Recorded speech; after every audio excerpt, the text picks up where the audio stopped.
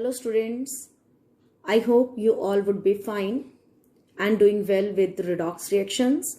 Objective of today's video is to focus on different types of redox reactions. Redox reactions basically are of four types. First, combination reactions, then decomposition reactions, then displacement reactions, and last, disproportionation reactions.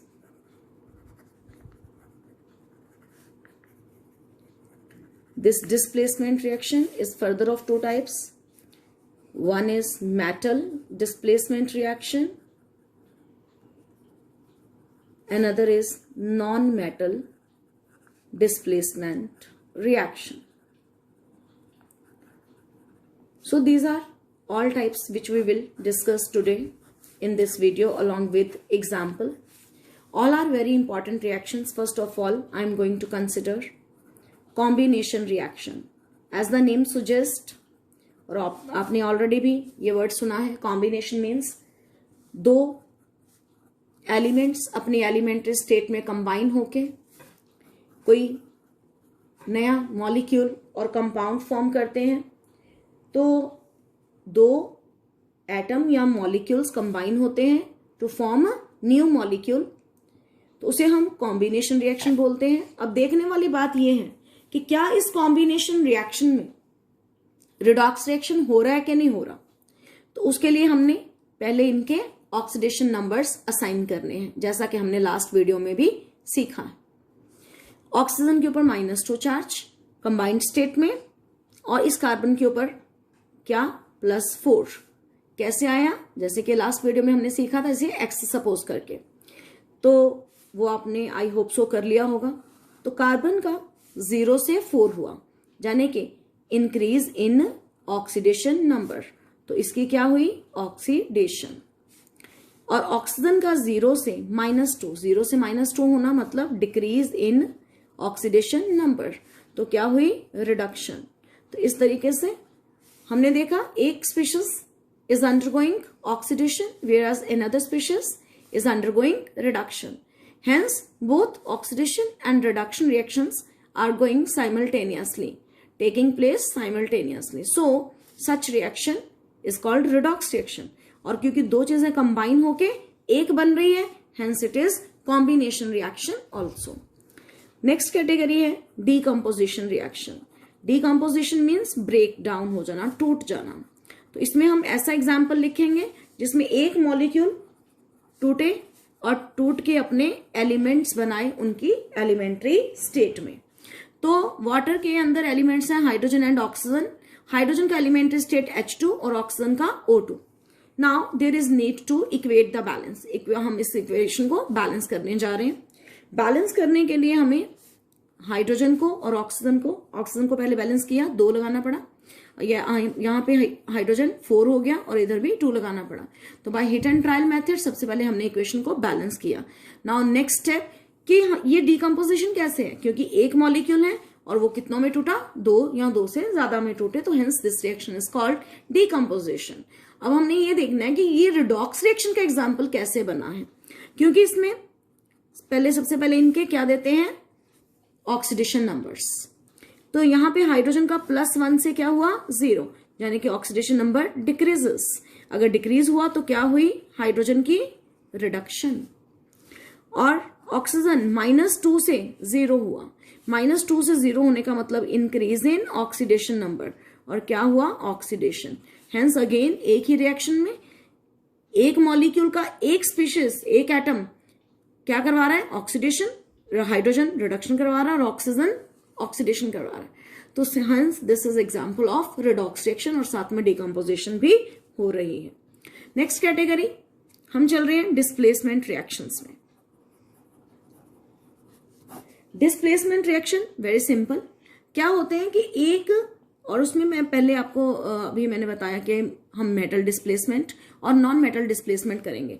तो सबसे पहले मैं इसमें metal displacement का example लिखने जा रही हूं. मेटल डिस्प्लेसमेंट वर्ड से ही क्लियर है कि one metal will be that is replaced by और it displaces in other metal. कैसे? Like in this example, zinc is reacting with copper sulphate. It will give what? Zinc sulphate plus copper. तो reaction displacement कैसे है? Because zinc being more reactive than copper, copper को उसकी जगह से हटाता है, खुद उसकी जगह पे जाता है और प्रोडक्ट जिंक सल्फेट बना देता है और कॉपर को अलग कर देता है. ये रिएक्शन सिर्फ इसीलिए पॉसिबल है because zinc is more reactive than copper. अगर कहीं उल्टा होता कॉपर प्लस जिंक सल्फेट, तो फॉर योर काइंड इंफॉर्मेशन ये रिएक्शन नहीं पॉसिबल है. तो जो जिंक है यहाँ पे इसका ऑक्सीडेशन नंबर 0, इधर जिंक के ऊपर +2, इस कंबाइंड स्टेट में कॉपर के ऊपर +2 और जो इंडिविजुअल अकेला कॉपर है अपनी एलिमेंट्री स्टेट पे 0. यहाँ पे जिंक का 0 से क्या हुआ? +2, यानी कि इंक्रीज इन ऑक्सीडेशन नंबर, और ये क्या हो गया? ऑक्सीडेशन. और यहाँ पे कॉपर का 2 पॉजिटिव से क्या हुआ? 0. तो यहाँ पे डिक्रीज इन ऑक्सीडेशन नंबर, तो क्या हो गई? रिडक्शन. तो इस तरह से हमने देखा कि ये एक रेडॉक्स रिएक्शन भी है और इसमें मेटल डिस्प्लेसमेंट का मतलब क्या है? Zinc is also a metal, copper is also a metal, और zinc is more reactive than copper और इसलिए कॉपर को उसकी जगह से हटा देता है. अगर इसी तरह से मैं कोई एक अरेंजमेंट आपको बताऊं तो zinc is more reactive than copper and copper is more reactive than silver, and this series is called activity series. Then अब हम बात करने जा रहे हैं नॉन मेटल डिस्प्लेसमेंट रिएक्शन की. तो नेक्स्ट है नॉन मेटल डिस्प्लेसमेंट रिएक्शन. इसमें नॉन मेटल डिस्प्लेस करेगा तो किस तरह से? तो लाइक एक एग्जांपल लिखते हैं. सोडियम और वाटर मिलके क्या बनाते हैं? सोडियम हाइड्रोक्साइड और हाइड्रोजन. सबसे पहले इसको बैलेंस करते हैं. इक्वेशन को बैलेंस करने के लिए हमारे पास यहाँ 2 फैक्टर आया. जितने अल्कली मेटल्स होते हैं यहाँ पे मैंने सोडियम लिया. अब देखने वाली बात क्या है कि जो सोडियम है या कैल्शियम है, ये दोनों कोल्ड वाटर के साथ ही रिएक्ट कर जाते हैं. यहाँ पे वाटर कोल्ड वाटर फॉर्म में हमने लिया और उसी के साथ रिएक्ट करके हाइड्रोक्साइड्स बनाते हैं और साथ में हाइड्रोजन बनाते हैं. तो इसमें जितने मेटल्स हैं हम बात कर रहे हैं, मेटल में यहाँ पे ये मेटल है और ये वाटर है. वाटर में हाइड्रोजन के ऊपर +1 और ऑक्सीजन पे -2, यहाँ पे 0. सोडियम पे +1 आया और इस ऑक्सीजन पे -2, हाइड्रोजन पे +1 और इस हाइड्रोजन पे 0. सबसे पहले हमने सबके क्या दिए? Oxidation numbers. और यहाँ पर इंपॉर्टेंट पॉइंट ये है कि कोई भी मेटल या नॉन मेटल कंपाउंड में से नॉन मेटल को डिस्प्लेस करती है. तो इसका नाम नॉन मेटल क्यों रखा है? जो भी रिएक्टेंट कंपाउंड फॉर्म में होगा उसमें से जो नॉन मेटल होगी उसका डिस्प्लेसमेंट होना है. जाने कि इसमें नॉन मेटल कौन है? ऑक्सीजन. तो इसी का ही डिस्प्लेसमेंट हुआ और हमारे पास क्या प्रोडक्ट बना है? NaOH and hydrogen.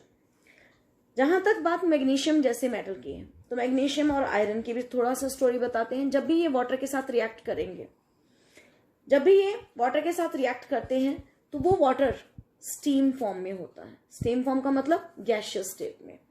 मैग्नीशियम तो वाटर के साथ मिलके मैग्नीशियम हाइड्रोक्साइड बनाती है, बैलेंस आप कर सकते हो अपने आप, प्लस हाइड्रोजन गैस बाहर निकालती है.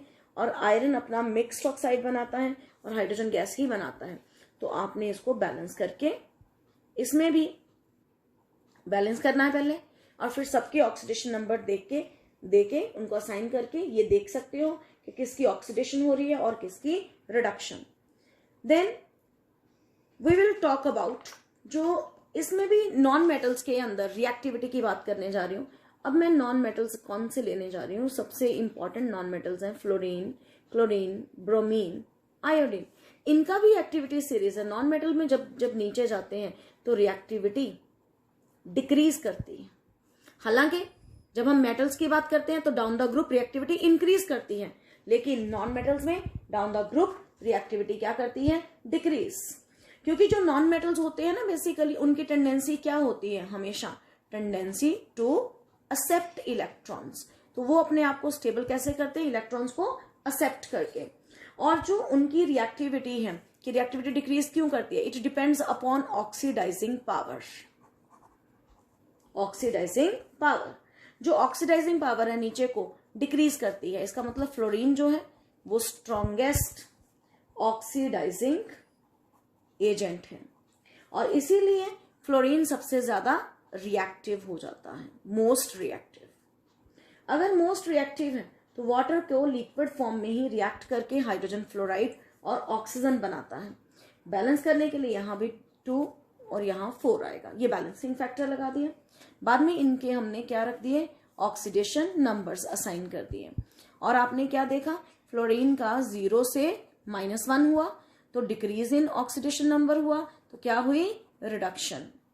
और यहां पर जो ऑक्सीजन है -2 से 0 हुआ, मतलब क्या हुआ, ऑक्सीडेशन नंबर इंक्रीज कर रहा है, जाने के ऑक्सीडेशन होता है। नाउ लास्ट रिएक्शन जो हमने कौन सा लिखा, डिस्प्रोपोर्शनेशन रिएक्शन। तो disproportionation reaction very very important reaction, बहुत बार पेपर में आया है, रादर हर साल ही आता है। व्हाट इज डिस्प्रोपोर्शनेशन रिएक्शन, एक ऐसा रिएक्शन जिसमें एक ही स्पीशीज, सेम स्पीशीज की, बार बार वर्ड बोलना है क्या, सेम स्पीशीज की ही क्या हो, ऑक्सीडेशन एंड रिडक्शन। एक ही species will undergo oxidation as well as reduction. तो उसके लिए एग्जाम्पल H2O2, इसका नाम क्या है स्टूडेंट्स, हाइड्रोजन परऑक्साइड, और ये डिकम्पोज होके वाटर और क्या देता है, ऑक्सीजन।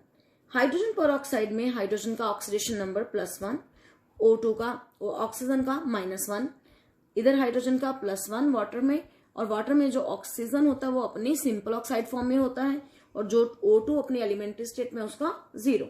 तो आप क्या देख रहे हो, ये ऑक्सीजन -2 में कन्वर्ट हुआ, यानी कि ऑक्सीडेशन नंबर क्या किया, डिक्रीज किया, तो क्या हुई, रिडक्शन। और इसी ऑक्सीजन को इसके साथ कंपेयर कीजिए, -1 से 0 हुआ, यानी कि ऑक्सीडेशन नंबर इंक्रीज किया, और क्या हुई, ऑक्सीडेशन। तो एक ही स्पीशीज की क्या हो रही है, ऑक्सीडेशन भी और रिडक्शन भी। तो ऐसे रिएक्शन को क्या बोलते हैं, disproportionation reaction. I hope so it would be clear to everyone. Thank you, have a good day.